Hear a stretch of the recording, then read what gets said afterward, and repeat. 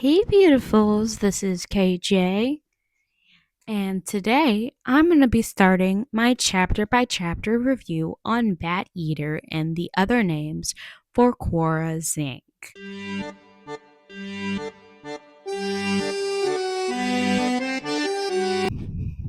It's been a hot minute since I've done a horror book, but welcome to my channel, ladies, lads, and non binary folks.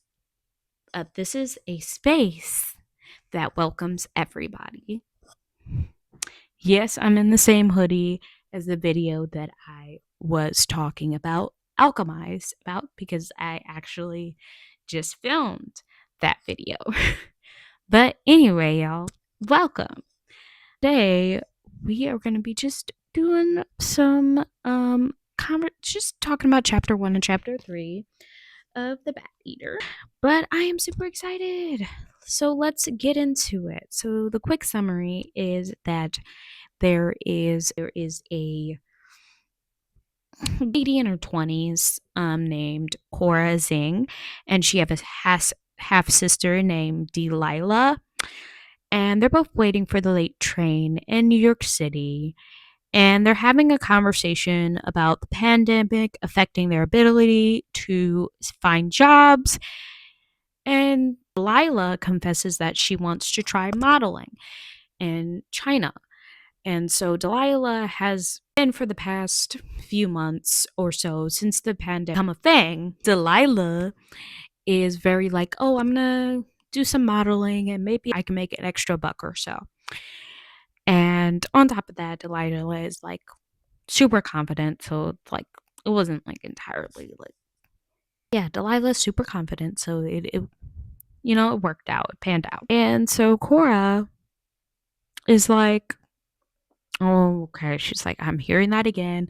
Her herself thinks that the whole entire dream that Delilah has and that the modeling thing is just kind of like absurd and it's unrealistic. So Delilah straight up basically tells Cora that she's going to be leaving her to her own devices, and that terrified Cora. Like, Cora was generally like not a fan of that. She was suddenly she sees her own half sister pushed in front of a moving train by a white man in a mask. She remembered his eye. The last thing he said was Bat Eater. As he pushed her and ran off, was left to die a slow and bloody death. I mean, it just seems like a waste, right? Does that make me a dick? Okay, I'm a dick. Okay, I'm a dick. That really took a number on Cora. And after that fact, Cora decided to do a crime cleaning job. So that's basically the summary of what was happening in the story. Let's dive into our characters. So Cora is actually the female lead, and we know that she's half Chinese and white, which we see that leads, like, that's a major thing about her. As we notice in the book, it's a major thing. It's creates a lot of the problems in the novel, but it has a major impact on how she sees herself and how she thinks people perceives her. Thinks herself to be a plain Jane, not completely unique or special. Have any like skills? She just kind of sees herself as plain and not like very valuable.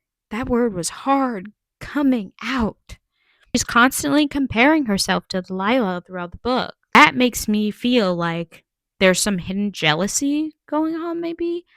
Another character we meet is our sweet Delilah, who only lasts a whole chapter. Delilah is the complete opposite, the complete foil of Cora, right? Delilah is her half sister, and she is not, she's just different, and she's truly better, but not in the sense of her physically being better than her sister. It's just that she's more optimistic.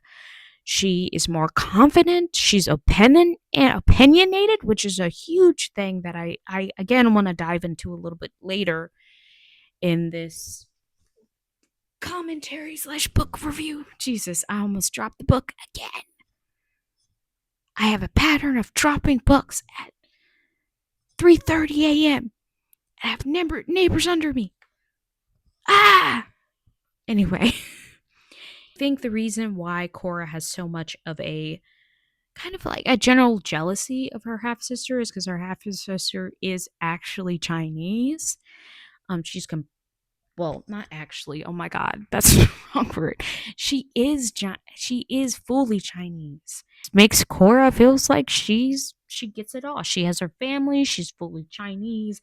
She knows Mandarin versus Cora knows like bits and pieces of Mandarin. So it's like she's super insecure. There are other characters that are in the novel, but they don't take as much space in Cora's mind as Delilah, her half sister. And I mean, to be fair, she saw her sister die a slow death right in front of her eyes. I don't blame her. So Cora sees Harvey, who is her millennial boss, who shows way too much cheerfulness and excitement at a crime scene, in my personal opinion. My name is Gladys. It's so nice to meet you. Oh, I absolutely love this house. Look, a giraffe and a green Chinese. That's original in there. I bet it is. Oh, I just love this kitchen. Because that's literally Harvey. Like, what? Why are you laughing right now? What is going on? And then I'm gonna butcher this name, but I'm just gonna put it up. Her name is Wifia. And again, that's her coworker who has like a mysterious origin somewhere in China. Like, and she's not willing to tell anybody because every single time someone asks her, "Oh, hey, where are you from?" She's like, "Oh, I'm from Shanghai," or "I'm from this village or that village." Like, it's never the same answer. I think Cora sees both of them as kind of coworkers and nothing really else. So I don't think I really need to dive into their characters quite yet. Part 2, which are themes and ideas. If you've been on my channel, you already know the gist of how I do things. I personally think that trauma is the biggest theme that is addressed in the first 2 chapters of the book. Cora's trauma is not being confident or not knowing herself as a separate Chinese person and allowing Delilah to control her life. And it kind of blends with her trauma of not seeing the one person who gave her purpose die like right in front of her. Like, I have like a whole theory of like Delilah, because Delilah was so opinionated and so like out there with her opinion, very confident, and Cora was the opposite, where she tagged along with Delilah, so therefore Delilah became like Cora's like extended self.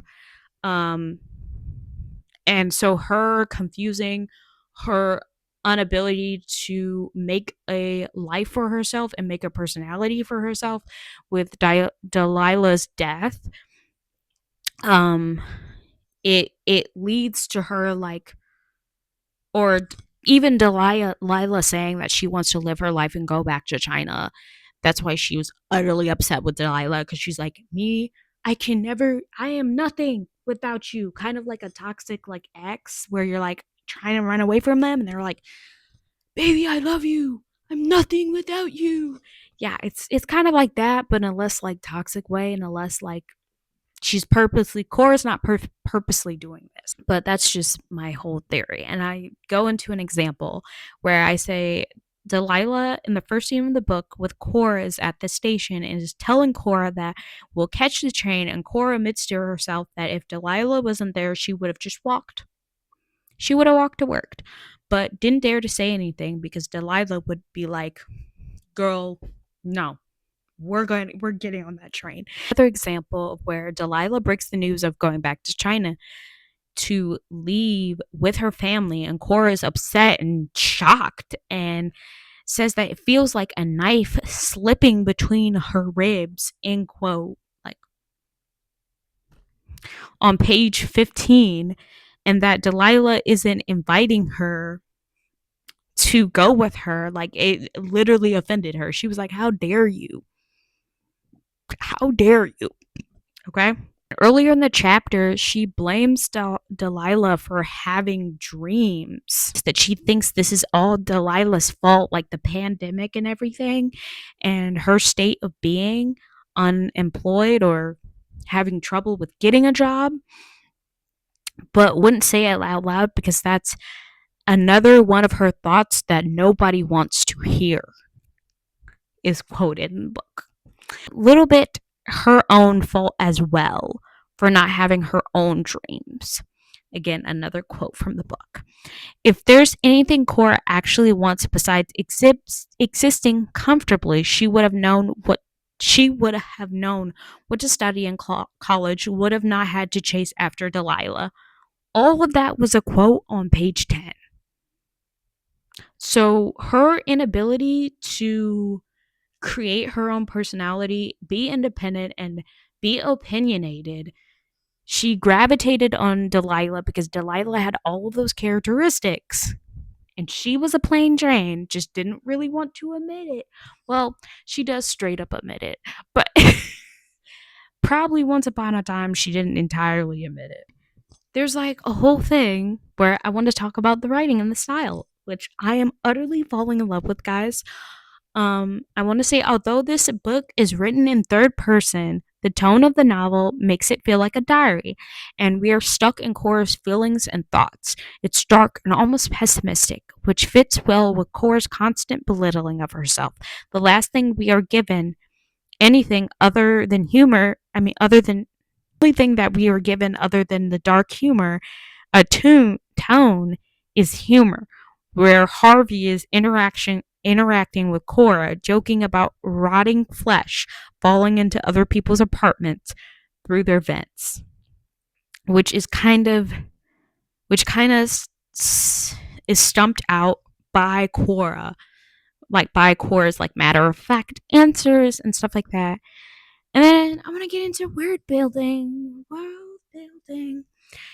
And I want to say that we know all of this is happening during the COVID pandemic and the government shutdown. And that's when a lot of the time, there was a lot of Asian hate and violence happening due to conspiracy theories. And honestly, there's really no rules. There's just prejudice and fear that shapes laws and etc. Then I want to explore some of my responses. I think that this story is a genius because it's through the lens of an Asian American during the COVID-19 pandemic. And although it was a scary time for everyone, Asian people were scared of their health and of hate and violence. And the author kind of like forces you to have empathy in a way, because there was a global pandemic. So we all remember that 5 years ago, how that felt. And so the author's just telling you this is from an Asian American's perspective. And it's beautiful. I love it. So yeah. I'm not gonna really leave a question because again, I have gone way over the amount of time that I have according to YouTube, which y'all can help me with that by watching my goddamn videos. But anyway, thank you guys so much for watching. Like and subscribe. Don't be afraid to hit that like button. But anyway, thank you guys so much. You guys have a blessed day.